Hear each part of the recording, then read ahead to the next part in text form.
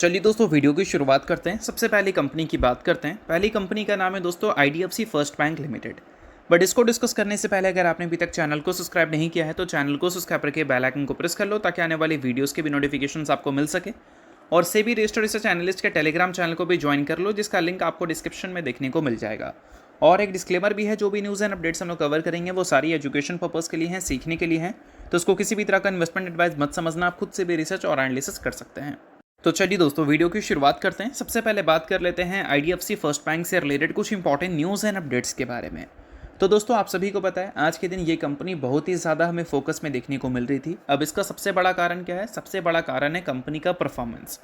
और परफॉर्मेंस का सबसे बड़ा कारण क्या है? कंपनी के अर्निंग्स, जिसमें नेट प्रॉफिट मार्केट एक्सपेक्टेशन से बहुत ही ज़्यादा ज़बरदस्त हमें दिखे हैं। More than double net profit हुआ है। 1075 करोड़ का नेट प्रॉफिट इसने शो किया है। एस्टिमेट थी 700 करोड़ के आसपास की। और एसेट क्वालिटी भी इम्प्रूव इस कंपनी का हुआ है। और इस वजह से आज के दिन मॉर्निंग सेशन में आईडीएफसी फर्स्ट बैंक में लगभग 9% तक की तेज़ी देखने को मिली थी। उसके बाद कुछ प्रॉफिट बुकिंग दिखी, फिर भी ये कंपनी आपको 5% ऊपर की ओर ज़रूर ट्रेड करती हुई दिख रही थी। अब ये सारी चीज़ें इसलिए भी हो पाई है क्योंकि कंपनी के अर्निंग्स तो अच्छे हैं आए हैं, बट उसके साथ जो ब्रोकरेज हाउस की सेंटिमेंट्स हैं वो भी इस स्टॉक का काफ़ी हद तक बदल गया है। हाईएस्ट प्राइस टारगेट इन्वेस्टेक्स से इनको मिला है और साथ में सीएलएसए ने आईडीएफसी फर्स्ट बैंक को अपग्रेड भी कर दिया है। और ये 2 पॉइंट आज के दिन आईडीएफसी फर्स्ट बैंक का जो सेंटिमेंट है पूरे बाजार में वो चेंज कर दिया है। और मैंने कल ही इसके बारे में आपको बताया था कि आईडीएफसी फर्स्ट बैंक ने जिस हिसाब का नंबर रिपोर्ट किया है उस नंबर को देखने के बाद कल के दिन अगर मल्टीपल ब्रोकरेज हाउस इस कंपनी को लेकर पॉजिटिव रिपोर्ट्स पब्लिश करें तो बिल्कुल भी इससे हैरान मत होना। और आज के दिन देखो, इन्वेस्टेक ने हाईएस्ट प्राइस टारगेट दे दिया है, सीएलएसए ने भी अपग्रेड कर दिया है आईडीएफसी फर्स्ट बैंक को। और ये सारी चीज़ें क्यों हुई है? इसका सबसे बड़ा कारण पता है क्या है? इस कंपनी का ग्रोथ फोरकास्ट, जो कि पहले के मुकाबले अब ब्रोकरेज हाउस ने चेंज कर दिया है। सो अब दोस्तों वीडियो में आगे बढ़ने से पहले बात कर लेते हैं सेबी रजिस्टर्ड टेलीग्राम चैनल के बारे में, जिसको आप ज्वाइन कर लो। लिंक इसका डिस्क्रिप्शन में दिख जाएगा। ज्वाइन करने का सबसे बड़ा बेनिफिट ये है कि जिस हिसाब से मार्केट में अप्स एंड डाउन दिख रहा है, ऐसे टाइम पे हर दूसरी कंपनी के एनालिसिस बहुत ज़्यादा इंपॉर्टेंट है। तो यहाँ पर आपको सभी कंपनी के टेक्निकल्स को एनालिसिस कर अपडेट होता हुआ देखने को मिल जाता है, जो कि हर किसी के लिए काफ़ी ज़्यादा यूज़फुल है। और इसके लिए आप चैनल को ज्वाइन कर फ्री में आप चेकआउट भी कर सकते हैं इन कंपनी के प्रॉपर टेक्निकल्स, जिससे आपको आइडिया लगेगा कि अभी इन कंपनी में क्या चल रहा है।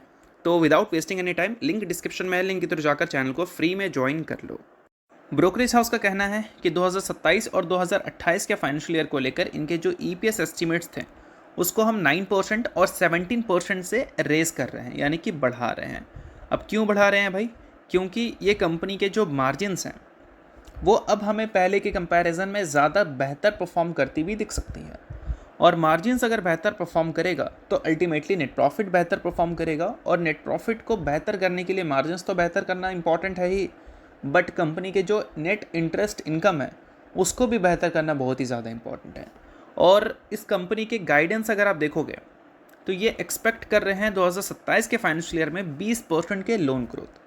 और लोन ग्रोथ का मतलब नेट इंटरेस्ट इनकम, मतलब दोनों सेम नहीं है। जितना ज़्यादा लोन ग्रोथ होगा, जितना ज़्यादा कंपनी लोन सैंक्शंस करेगी, उतना ज़्यादा आईडीएफसी फर्स्ट बैंक के नेट इंटरेस्ट इनकम हमें ज़्यादा देखने को मिलेंगे। तो ये सारी चीज़ें एक तरह से काफ़ी अच्छी बात है आईडीएफसी फर्स्ट बैंक की तरफ से। और साथ में रिटर्न ऑन एसेट्स अगर देखोगे वो भी हमें 1% के अराउंड दिख रही है। और क्रेडिट कॉस्ट कम ये एक्सपेक्ट कर रहे हैं। क्रेडिट कॉस्ट कम का मतलब मार्जिन ज़्यादा, और ज़्यादा मार्जिन का मतलब ज़्यादा नेट प्रॉफिट। तो ये सारी चीज़ें आज के दिन आईडीएफसी फर्स्ट बैंक को ऊपर ले जाने के लिए बहुत ही ज़्यादा इनफ रोल प्ले करती हैं। और उसका रिएक्शन आज के दिन हमें देखने को मिल भी गया कंपनी के शेयर में। अब इसके अलावा अगली कंपनी की बात कर लेते हैं, जिसका नाम है दोस्तों बीएससी। अब बीएससी की बात करें तो इस कंपनी का परफॉर्मेंस हाल ही में काफ़ी डिसअपॉइंटिंग हमें देखने को मिला है। अब इसका एक सबसे बड़ा कारण हो सकता है एनएससी का आईपीओ। एनएससी इस मार्केट की सबसे बड़ी प्लेयर है, ये तो आप सभी जानते हैं। और ये मार्केट में जो ग्रोथ है वो भी हमें ठीक ठाक देखने को मिलती है, मतलब बाकी इंडस्ट्री के कंपैरिजन में अगर देखोगे तो बहुत बेहतर है। तो इसमें जो लीडर होगा उसको सबसे बड़ी अपॉर्चुनिटी मिलेगी। मार्केट भी ग्रो हो रहा है और उनके मार्केट शेयर भी ज़्यादा है, तो इस वजह से अल्टीमेटली उनसे ज़्यादा एक्सपेक्ट आप कर सकते हैं। बट जो कंपनी के पास मार्केट शेयर कम है उन कंपनी से ज़्यादा ग्रोथ उम्मीद आप कर सकते हो, क्योंकि उनके पास खोने के लिए कम है, पाने के लिए तो पूरा जहां है। और इस वजह से पीएससी जैसी कंपनीज को हमेशा ज़्यादा वैल्यूएशन मिलती है एनएससी जैसी कंपनीज के कंपैरिजन में। बट अब हमें एनएससी और बीएससी दोनों मार्केट में देखने को मिलेगी। तो अभी जो सिर्फ स्टॉक एक्सचेंज में इन्वेस्ट करना चाह रहे थे उनके पास एक ही ऑप्शन था, बीएससी, बट अब उनके पास ऑप्शन एनएससी का भी होगा। तो जो पैसा है वो बीएससी से निकलकर एनएससी में भी शिफ्ट होगा, और इसी कारण शेयर थोड़ा सा करेक्ट हो रहा है। वैल्यूएशन वाइज बिजनेस में कोई इम्पैक्ट नहीं आएगा, बट ये इस कारण से शेयर में थोड़ा सा करेक्शन देखने को मिल रही है, क्योंकि ऑल टाइम हाई पे चल रही थी ना ये कंपनी। अब यहाँ पर कोई नेगेटिव न्यूज़ आएगी कंपटीशन से रिलेटेड, तो ऑब्वियस सी बात है कि उसके बेसिस पे रिएक्शन आना तय होता है। और इसके बाद अगर इसके डेरिवेटिव्स की बात करें तो जुलाई का महीना ऑलमोस्ट अब हमें ख़त्म होने को देखने को मिलने वाला है। और जुलाई का महीना अब तक बीएससी के लिए ज़बरदस्त रहा है, क्योंकि एवरेज डेली नोशनल टर्नओवर यहाँ पर 240 लाख करोड़ देखने को मिल रहे हैं, और average daily premium turnover 27,000 crore के दिख रहे हैं, जो कि जून से कंपेयर करें तो ज़्यादा है, बट अगर हम मई से कंपेयर करें तो कम है। बट एवरेज डेली टर्नओवर अगर ज़्यादा इनका है तो इसका मतलब ये है कि बीएससी ने जुलाई के महीने में बहुत अच्छा बिजनेस किया है। और जुलाई के महीने में अगर एनएससी का बिजनेस को देखोगे तो एनएससी का average daily turnover 211 lakh crore ही दिख रही है, यानी कि बीएससी के कंपैरिजन में एनएससी के जो टर्नओवर्स हैं पर डे का वो कम दिख रहा है। और कम दिखने का मतलब क्या? कम दिखने का मतलब ये है कि बीएससी इस बार ज़्यादा मार्केट शेयर दिखाई है एनएससी के कंपैरिजन में, और ज़्यादा मार्केट शेयर अगर जुलाई में ये दिखाई है तो हम उम्मीद करेंगे कि भाई अगस्त में भी दिखा दो, हम उम्मीद करेंगे सितंबर में भी दिखा दो। अगर ये दोनों में ये दिखा देती है तो फिर हम ये भी उम्मीद कर सकते हैं ना कि क्वार्टर 2 में अर्निंग्स इसके तोड़फोड़ देखने को मिल सकते हैं, Q-on-Q बेसिस पे भी और ईयर ऑन ईयर बेसिस पे भी। क्योंकि जब हम क्वार्टर 1 में पहली बार अप्रैल के मंथ में एनएससी के ऊपर इसके मार्केट शेयर देखे थे, तो एक्सपेक्टेशन बाजार की है इस बार क्वार्टर 1 में तोड़फोड़ अर्निंग्स तो आएंगी ईयर ऑन ईयर बेसिस पे। तो क्वार्टर 2 में भी सेम चीज़ें अगर रिपीट होंगी एटलीस्ट 2 मंथ, तो फिर बीएससी के एक्सपेक्टेशंस तोड़फोड़ वाली ही होंगे। बाकी बीएससी और आईडीएफसी फर्स्ट बैंक दोनों के अगर आपको टेक्निकल्स देखने हैं तो यूट्यूब पे तो वो डिस्कस नहीं किया जा सकता, क्योंकि सेबी रेगुलेशंस के हिसाब से अब उसको नहीं डिस्कस करना पड़ता है। तो इसके लिए आप सेबी रजिस्टर्ड रिसर्च एनालिस्ट के टेलीग्राम चैनल पे आ सकते हो, जिसका लिंक आपको डिस्क्रिप्शन में दिख जाएगा। वहाँ पर इन दोनों कंपनी के टेक्निकल्स आज के दिन अपडेट हो जाएंगे, देखकर समझ सकते हैं कि आने वाले कल में क्या एक्सपेक्ट इन कंपनी से किया जा सकता है। तो लिंक आपको डिस्क्रिप्शन में दिख जाएगा, लिंक के थ्रू जाकर चैनल को बिल्कुल फ्री में ज्वाइन कर लो। और सिर्फ बीएससी की ही नहीं, आईडीएफसी फर्स्ट बैंक की ही नहीं, और भी कई सारी कंपनी के टेक्निकल्स वहाँ पर दिखेंगे। टाइम टू टाइम चेकआउट करो, बहुत आपके लिए यूज़फुल रहेगा। बाकी बीएससी के अर्निंग्स की दोस्तों बात करें तो क्वार्टर 1 की जो अर्निंग्स डेट है वो रिलीज़ हो चुके हैं। 4 अगस्त को कंपनी के अर्निंग्स हमें देखने को मिलने वाले हैं। Q-on-Q बेसिस पे एक्सपेक्टेशंस बहुत ज़्यादा हाई नहीं है बाजार की, बट हाँ ईयर ऑन ईयर बेसिस पे जिस हिसाब की ग्रोथ ये दिखा रही है वो ग्रोथ को ये मेंटेन करेगी, ऐसा बाजार ज़रूर उम्मीद कर रही है।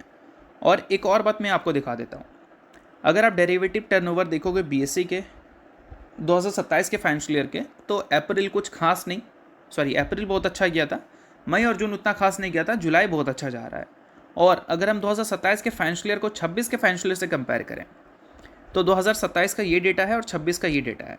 26 का एवरेज डेली टर्नओवर पता है कितना था? 187 लाख करोड़।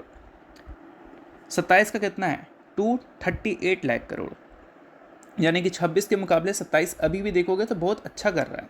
भले 2-3 मंथ अच्छा नहीं गई है, बट फिर भी देखोगे तो अल्टीमेटली अच्छा नंबर आ रहा है। तो अच्छा नंबर आ रहा है, तो इसी नंबर को अगर ये मेंटेन करती है तो पूरे साल का जब बीएससी नंबर्स रिपोर्ट करेगी ना, जब अपना पूरा साल का P&L दिखाएगी, तो वहाँ पर हम ईयर ऑन ईयर बेसिस पे हेल्दी ग्रोथ की एक्सपेक्टेशंस कर सकते हैं। और हेल्दी ग्रोथ की एक्सपेक्टेशन इस कंपनी में एफआईएस भी करते हुए नजर आए हैं। पिछले क्वार्टर में अपने स्टेक्स को उन्होंने इंक्रीज़ किया था, और इस क्वार्टर में भी अपने स्टेक्स को ऑलमोस्ट 2% से उन्होंने इंक्रीज़ किया है। डीआईएस के स्टेक्स स्लाइटली डिप हुए हैं, बट पब्लिक के स्टेक्स अभी भी लगातार हमें कम होती हुई दिख रही है, जो कि बहुत अच्छी बात है। तो ये सारी चीज़ों पे आप ज़रूर ध्यान रख सकते हो अगर आप बीएससी के इन्वेस्टर हो तो। बाकी नेक्स्ट कंपनी की बात करें तो नेक्स्ट कंपनी रिसेंटली ही लिस्ट हुई है, नाम है आस्था स्पेंटेक्स। अर्निंग्स आने से पहले इस कंपनी के बोर्ड ने 1:1 के रेशियो में बोनस और फाइनल डिविडेंड का अनाउंसमेंट कर दिया है। तो अगर आप इस कंपनी के इन्वेस्टर हैं तो इस न्यूज़ को आप नोट कर सकते हैं, इन्वेस्टर नहीं आप इग्नोर कर सकते हैं। न्यूज़ थी इस वजह से मैंने बता दिया, बाकी ये किसी भी तरह का रिकमेंडेशन नहीं है।